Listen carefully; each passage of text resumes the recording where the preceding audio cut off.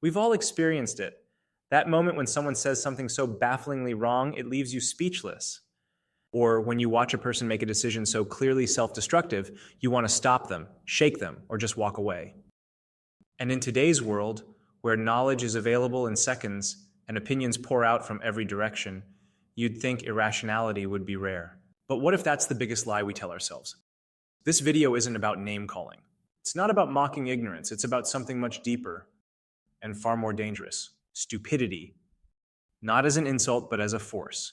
A real and powerful factor that shapes societies, topples systems, and ruins lives. In 1976, Italian historian and economist Carlo Cipolla wrote a short essay titled "The Basic Laws of Human Stupidity." He meant it as a humorous academic joke among friends, but something about it was too true, too close to home. It spread like wildfire. Why? Because people saw themselves in it. They recognized these laws in coworkers, in leaders, even in their closest relationships. Cipolla's idea was simple but unsettling. He argued that stupidity isn't just about lack of intelligence. It's about behavior, how people act, especially when their actions cause harm. The first law Cipolla presents is shockingly blunt. Always and inevitably, everyone underestimates the number of stupid individuals in circulation.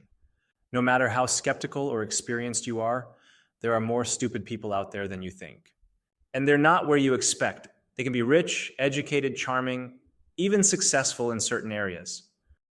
But when it comes to decision-making, their actions consistently cause harm to others and to themselves. That leads us to the second law.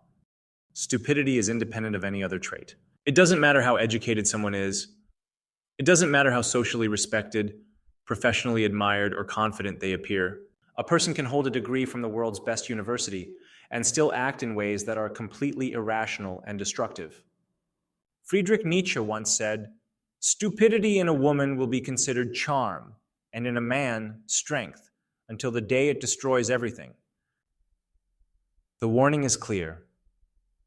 We often excuse stupidity when it's dressed up as confidence or charisma. But when consequences hit, they hit hard. Cipolla's third law is the foundation of the whole theory. A stupid person is one who causes harm to others while gaining nothing from it, often even harming themselves in the process. This is what separates stupidity from other negative behaviors. A selfish person might exploit you to benefit themselves. A criminal might steal from you but walk away richer. But a stupid person? They act in ways that leave everyone worse off, and they don't even realize it. To explain this further, Cipolla drew a simple but brilliant graph of human behavior, splitting people into 4 basic categories based on their actions and the outcomes they produce.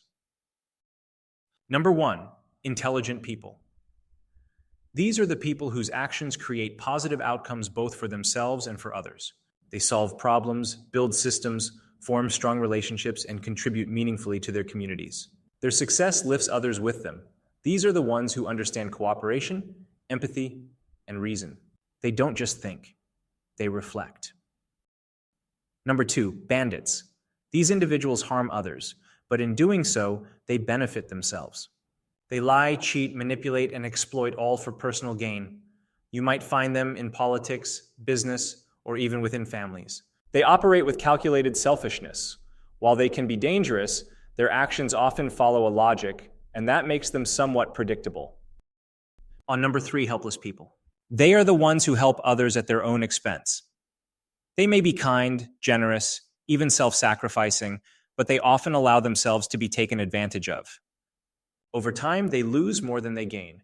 These people keep the system going, but quietly suffer. Their tragedy lies in their good intentions being met with exploitation or indifference. Number 4, stupid people. The final and most dangerous group. These are the people who, through ignorance, arrogance, or sheer lack of self-awareness, cause harm to everyone, including themselves. They don't benefit, they don't learn, and they don't stop. This isn't about having low intelligence. This is about refusing to think, to evaluate, to listen, to grow. This framework is disturbingly accurate. Think about your own life. Can you recall people who fit each of these categories? Probably. The moment you start seeing the world through Cipolla's lens, things become painfully clear. But what makes stupidity so dangerous isn't just its presence. It's the way we underestimate it. That's Cipolla's fourth law. Non-stupid people always underestimate the destructive power of stupid people. We tend to think that irrational people are just annoying, that they'll eventually see reason. But Cipolla argues that's a fatal error. Stupidity is chaotic, it doesn't follow rules. You can't predict what a stupid person will do because they themselves don't know. You can't bargain with them. You can't plan around them.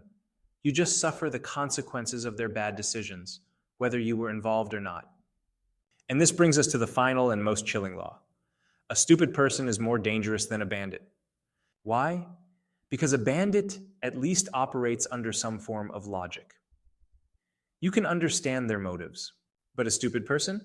They might destroy everything and walk away confused, wondering why you're upset. Carl Jung, the Swiss psychologist, once said, "Thinking is difficult. That's why most people judge." Stupidity isn't just about lack of knowledge. It's about refusing to engage in the hard work of thinking, questioning assumptions, recognizing patterns, and learning from mistakes. And when people stop thinking, society starts unraveling. Now, you may wonder, why does this matter so much? Can't we just avoid stupid people and carry on with our lives? That's the trap. You can't avoid them. They're everywhere, in leadership, in media, in families, in the workplace, and often they hold power, not because they're capable, but because we mistake loudness for strength and ignorance for simplicity. Bertrand Russell warned us of this when he said, "The problem with the world is that the stupid are cocksure and the intelligent are full of doubt." Stupid people rarely hesitate. They speak boldly, act decisively, and because we live in a world that rewards confidence, even when it's hollow, they often rise to positions they are utterly unfit for. But perhaps the most disturbing part of all this is what happens inside our own brains when we deal with stupidity. Neuroscientists have found that the insula, a region responsible for processing disgust and social pain, activates when we witness irrational or reckless behavior. It's the same part of the brain that flares up when we see rotten food or injustice. This tells us something profound. Our brains treat stupidity as a threat. Why? Because deep down we know stupid behavior can be contagious. Not just socially, but psychologically. If you're surrounded by irrationality long enough, your own thinking starts to erode. You doubt yourself, you question logic, you grow tired of explaining, you give in. And that's how stupidity spreads. So what do? First, we recognize that no one is immune. Every one of us has had moments of stupidity. The difference between the wise and the foolish isn't perfection. It's awareness. The intelligent person reflects, questions, learns. The stupid person repeats, defends, and blames. Second, we must educate for reflection, not just memorization. Teaching facts is easy. Teaching someone how to think critically, to challenge their biases, and to listen with humility, that's what creates truly intelligent societies. Third, we must stop rewarding loudness over wisdom. In a world flooded with noise, it's tempting to follow whoever shouts the loudest. But progress belongs to those who dare to doubt, to pause, to say, "I don't know, let me learn." And finally, we must have boundaries. You cannot save someone who refuses to think. You cannot reason with someone who sees no value in reason. Protect your time. Protect your energy.